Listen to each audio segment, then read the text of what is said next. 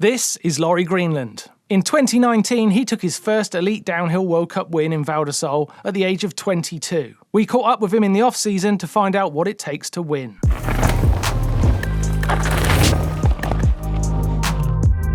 Fell from the top of there, off the side of it, full body slam to flat. Literally the worst crash I've ever had in my life, man. It's so gnarly.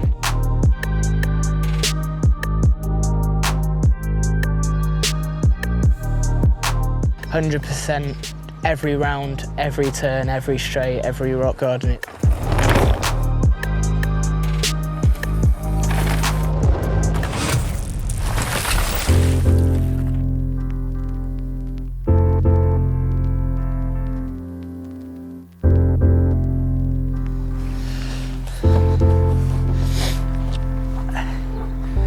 Hey guys, I'm Laurie Greenland. I'm 22 years old and I'm a professional mountain biker, and we're here in St George Skatepark today in Bristol on a lovely winter's morning.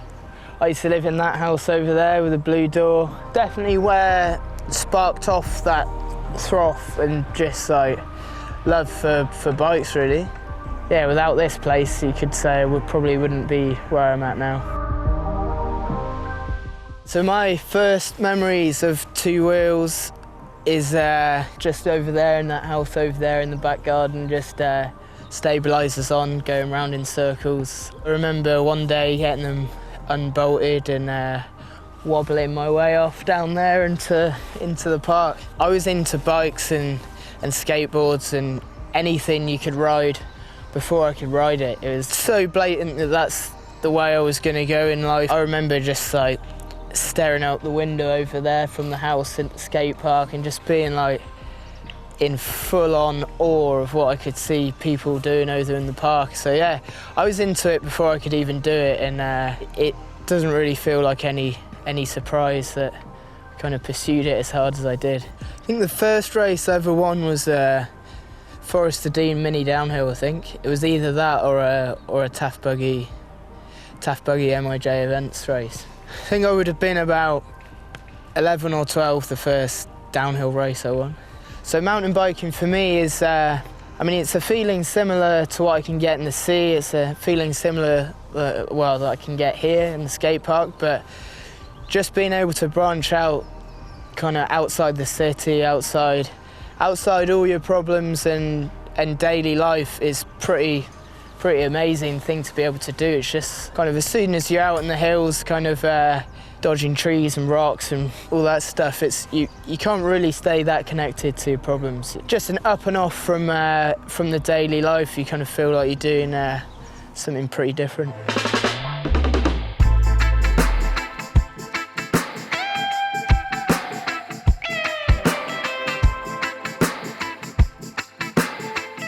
Yeah, we're here in the Welsh Valleys. Grew up kind of riding mostly around here. It's nice to be at home for a while, exploring some new trails. It's crazy around here. It's just like every time you come, the place is just even more riddled with fresh trails.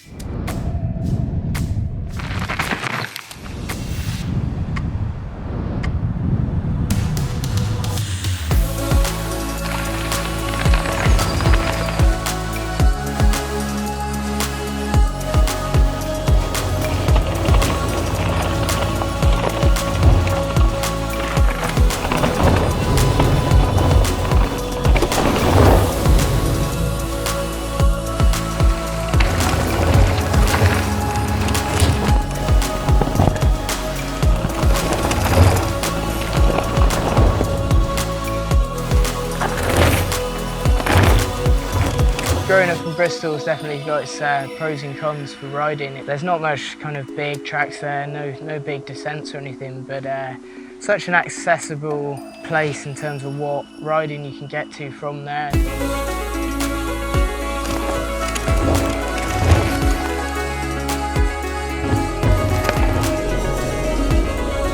To be kind of somewhere where you can have the city life balance and you're out in the fresh air, out in the countryside riding is pretty cool. It definitely adds a bit of diversity to your life. I do the skating, BMX, surf, mountain bike, kind of being able to spread the load of that feeling over some different disciplines and kind of sports is definitely, for me, keeps mountain bikes and riding really fresh.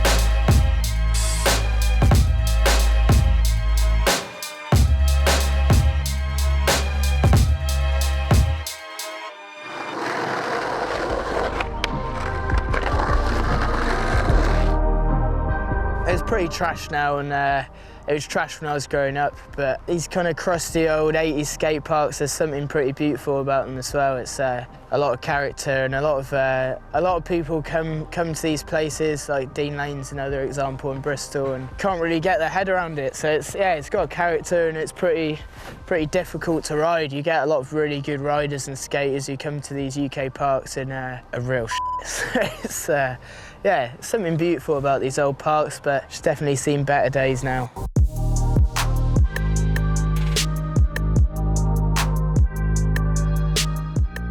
Explain myself as kind of fairly easygoing in a lot of senses, but I'm so competitive that if I don't drop that feeling from me, I turn into a bit of a weapon. So it's I've got to, in order for me to stay kind of the person I've got to be, I've got to be at the sharpest end of something active and extreme. Kind of in terms of winning my first elite World Cup, every year I've based myself on what the previous people my age have done. Whoever is the best and that age, I need to do that sort of thing. So if Brosnan or Loic or Hill had done this result by that age, I'd be on Roots and Rain and result sites looking, and that needed to be the goal. Yeah, I guess it made myself so obsessed with these little facts and figures that it actually went so smoothly. Every year I ticked off all the results I wanted to get. 22, I needed to win my first World Cup in order to stay at the sharp end.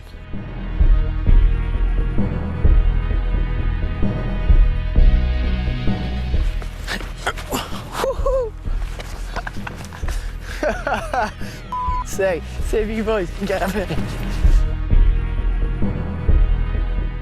Yeah, my race run this year in Val di Sole, I remember it pretty well actually. It's kind of one of those ones you just feel pretty confident beforehand. I woke up kind of in the morning of that day and I had that feeling that I knew I could do it. Yeah, I had some good family friends there, my girlfriend was there, and I remember them all saying to me that I was on it that day. I can remember the run, but it all just fell into place so smoothly. It didn't feel hard. It wasn't like one of those things where you're battling the whole way and it's all like a chore. I didn't even feel that tired at the bottom. It was like, I don't know, it almost felt easy when it's all going that right.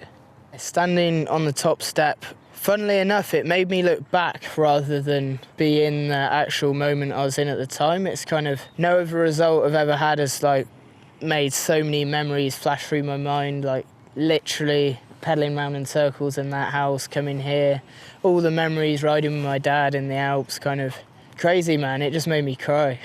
I was like so emotional, but it's pretty cool. Kind of, you look back on all the things that it's given you, all the kind of things it's helped to get over in the past, and then also just made all the good times even better. So yeah, it was a weird one. Rather than actually like celebrating one result, it kind of made me just like celebrate the whole journey of kind of bikes and extreme sports.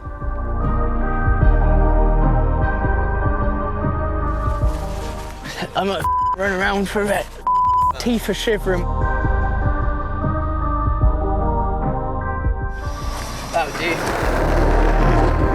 So after I'd kind of got over the whole like gnarly emotional side of it, you kind of going home, seeing your friends and having people tell you you've won a World Cup. It's like your whole life's ambition drawn all the way back to literally being on stabilisers over the road there. I don't think this is actually realistic, but it's almost like, right, I'll die a happy man now. I've put so much effort into one thing that when it happens, you're like, whew, at least this happened one time. It all seems so much more simple now that the goal every weekend is just to win. There's no, oh, I better take the top bit steady so I've got energy for the bottom, or take this round steady. It literally is 100% every round, every turn, every straight, every rock garden. And I prefer that. That's kind of more of a metaphor for where I am in life at the minute. I've been pretty open with kind of all my sponsors, fans, everyone. Like I said, I'm only going to be the person I am at the minute, and I've never been anything but how I wanted to be,